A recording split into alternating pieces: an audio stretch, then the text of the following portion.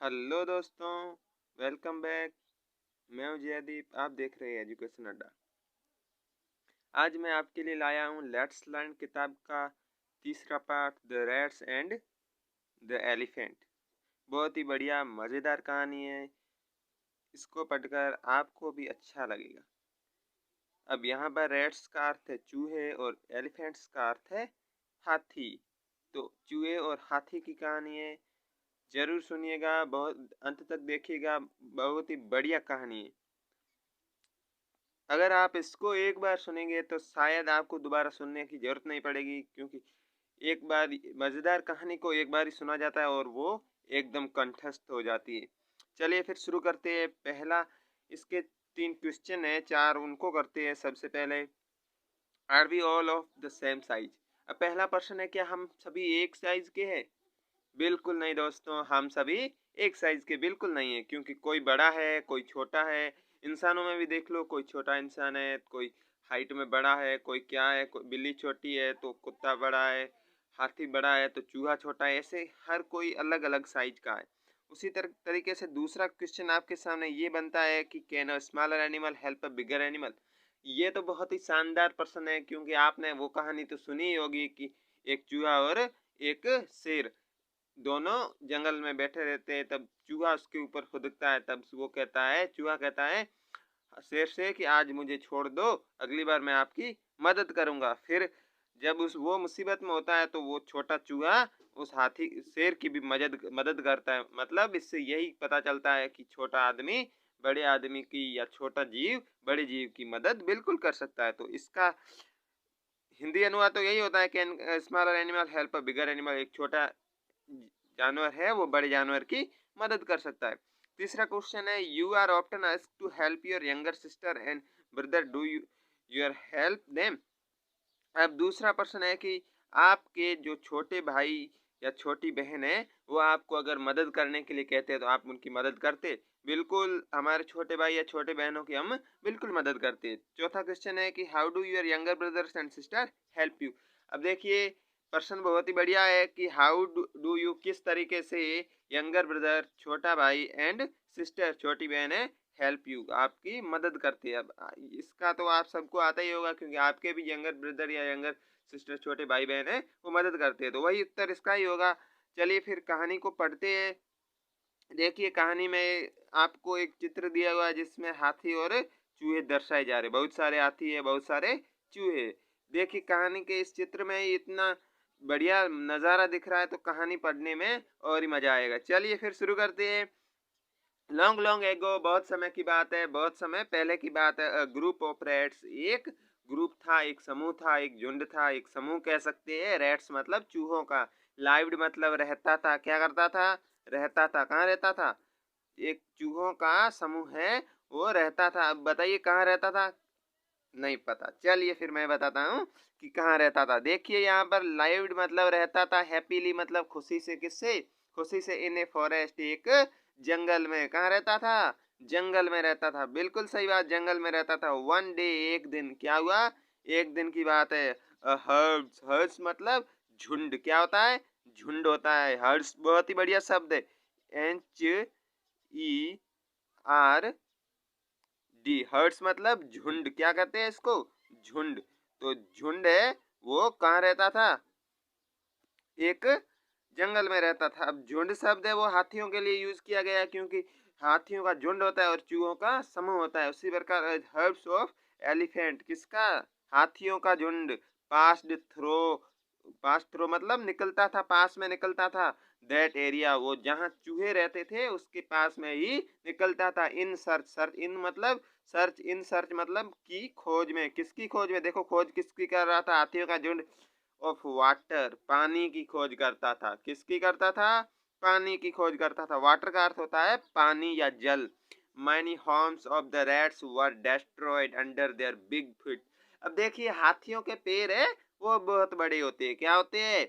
बहुत बड़े पैर होते हैं। तो वहां से गुजरेगा तो सीधी सी बात है, चूहों के जो बिल है, जिसके हम बिल कह सकते हैं, उन उनके वो घर होते हैं। चूहों के बिल उनके घर होते हैं। तो उसी प्रकार से हाथियों हाथियों के इतने बड़े बड़े पैर है, उनके नीचे घर आएंगे तो वो घर तो टूटने वाले ही है।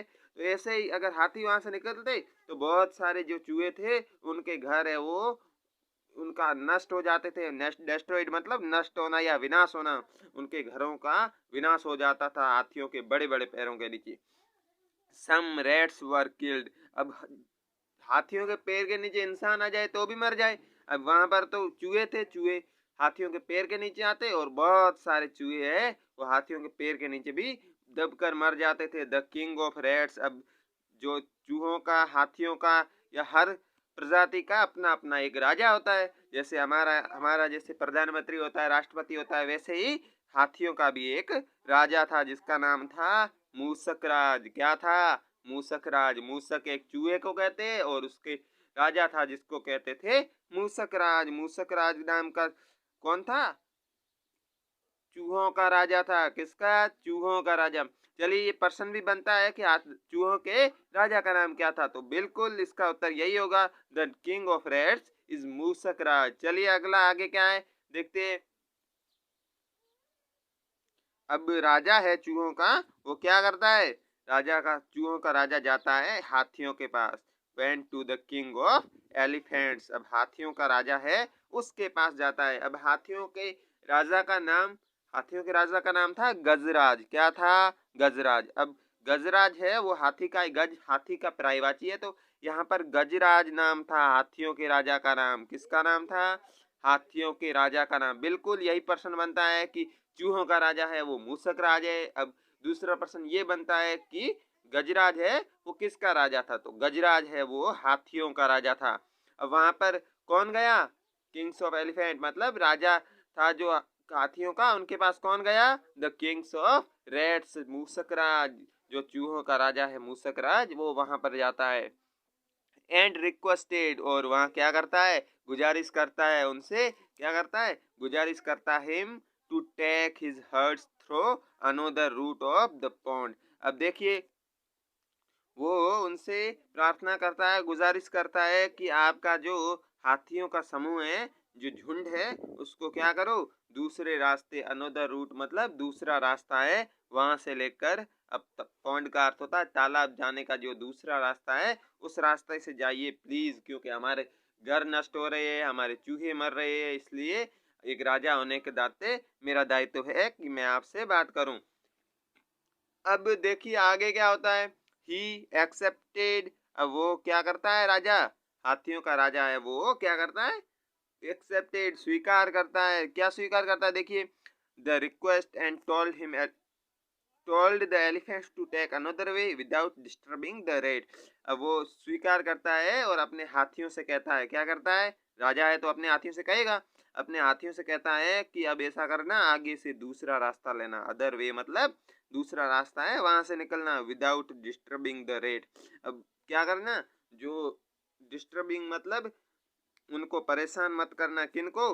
रेड्स, चूहों को परेशान किए बिना दूसरा रास्ता ले लो। फिर क्या कहते हैं कि गजराज है वो बहुत बढ़िया इंसान था। इंसान नहीं था, क्या था? जानवर था। कौन सा? हाथियों का राजा। तो उसने मान लिया और अपने हाथियों को कह दिया कि दूसरा रास्ता ले लेना। अब देखिए फिर क्या कहता है। Mushak Raj was happy. Mushak Raj was very happy and pleased with Gajraj. अब देखिए मूसक राज था वो खुश होता है, खुश तो होगा क्योंकि उसने उनसे रिक्वेस्ट की, उनके चूहे बच रहे, उनके घर बच रहे, तो वो खुश होता है। एंड प्लीज्ड, और जो गजराज है उसको क्या करता है? धन्यवाद देता है। किसको कहता है? गजराज को धन्यवाद देता है और खूब बहुत खुश होता है। He thanked him and promise that rat without always. अब देखिए अब यहाँ पर क्या होता है। ही थैंक्ड, वो उनका धन्यवाद करता है। हिम एंड प्रोमिस, प्रोमिस मतलब वादा करना, प्रोमिस का अर्थ होता है वादा करना। That the Reds would always be ready, वो ये वादा करता है कि हमारे जो चूहे हैं वो हमेशा तैयार रहेंगे। क्या होंगे? हमेशा तैयार रहेंगे। टू हेल्प, टू हेल्प मतलब मदद करने के लिए। द एलिफेंट्स, किसको? हाथियों की, हाथियों की मदद करने के लिए हमेशा तैयार रहेंगे। कब रहेंगे? इफ नीडेड, जब उनको जरूरत पड़ेगी। हियरिंग दिस, यह सुनकर, अब चूहा कह रहा है कि हाथियों की मदद करेंगे, तो ये सुनकर हाथियों का क्या रिएक्शन होता है, उनका क्या प्रभाव होता है, देखिए। The elephants in the hertz laughing thinking how small rat could help bigger elephant. अब देखिए यहाँ पर कुछ जो मूर्ख हाथी थे, बहुत सारे झुंड में जो हाथी थे वो हंसने लगते, जोर जोर से हंसने लगते और कहते हैं कि ये छोटे से चूहे हैं, वो हमारा क्या मदद करेंगे।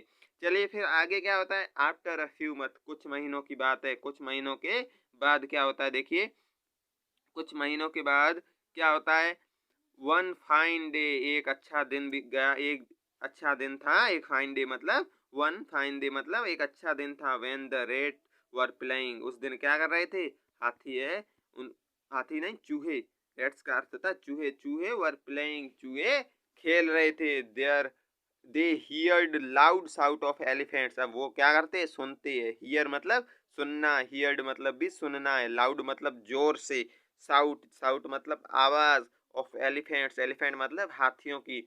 एक दिन क्या करते हैं चूहे, खेलते खेलते हाथियों की जोर से आवाज आने लगी, उसको सुनते हैं। कहाँ से आ रही थी, देखिए coming from the direction of pond, और आ रही थी कहाँ से, डायरेक्शन दिशा, कौन सी दिशा से, जिस दिशा में तालाब था उस दिशा से हाथियों की जोर जोर से आवाज आ रही थी। मूसक राज रियलाइज्ड, अब मूसक राज को क्या हुआ, महसूस हुआ कि, क्या महसूस हुआ, दैट कि the elephants were in some danger, जो हाथी है वो क्या है, कुछ मुसीबत में है। क्या है, मुसीबत, डेंजर का अर्थ होता है मुसीबत में है, ठीक है। आगे देखिए क्या होता है,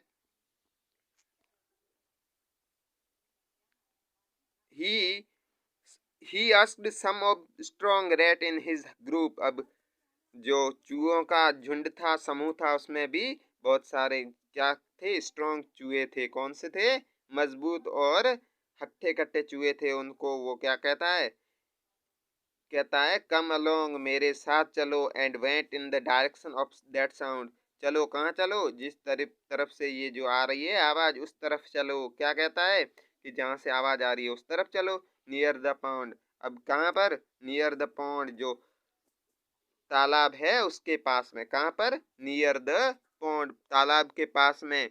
दे saw the elephant catch in trap kept by some hunter, अब वहां पर वो क्या देखते हैं, देसा, वे देखते हैं द एलिफेंट, एलिफेंट मतलब हाथी, हाथी है ना, वो बच्चों क्या हो गया था उनको, catch in the trap, trap मतलब जाली, या जो क्या कहता है, पिंजरा, जाली है उसमें फंस गए थे। और किसने जाली बिछाई थी, किसने रखी थी, हंटर, शिकारियों ने, शिकारियों ने जो जाली रखी थी उसके अंदर ट्रैप हो गई। The rat quickly started biting the rope, अब वहां पर चूहे पहुंच गए और मजबूत मजबूत चूहों ने क्या किया है, क्विकली जल्दी से स्टार्टेड शुरू कर दिया, बाइटिंग द रोप्स, बाइटिंग मतलब काटना, द रोप रस्सी को, रस्सी से उनके पैर बंध गए थे, किसने बांधे, हंटर्स ने, शिकारियों ने बांधे। तो चूहों ने अपने तीखे तीखे दांतों से वो रस्सी है वो काटना शुरू कर दिया, विथ देयर शार्प टीथ मतलब तीखे दांतों की मदद से रस्सी को काटने लग गई। फिर देखिए some the elephant were set free, और कुछ वहां पर क्या हुआ, एलिफेंट है जो हाथी है वो फ्री हो गए, आजाद हो गए, ठीक है। दे थैंक्ड, थैंक्ड मतलब उन्होंने धन्यवाद किया, द रेट्स किसका, चूहों का, एंड आल्सो फेल्ट सॉरी, और उन्होंने क्या किया, आल्सो फेल्ट सॉरी, साथ में ही उनसे माफी भी मांगी। Make fun of their small size, उनका जो मजाक उड़ाया था छोटी सी साइज का, उनकी छोटी सी साइज का जब उन्होंने मजाक उड़ाया उसके लिए उनसे माफी भी मांगी। चलिए फिर आगे क्या होता है, आगे कुछ नहीं है, आपके सामने ग्लोसरी है, ग्लोसरी में आपके सामने जो ग्लोसरी दी हुई है उसमें उनका अर्थ है, देखिए हर्ड, हर्ड का अर्थ होता है जानवरों का झुंड, बिल्कुल सही बात है, जानवर के झुंड को हर्ड्स कहते हैं।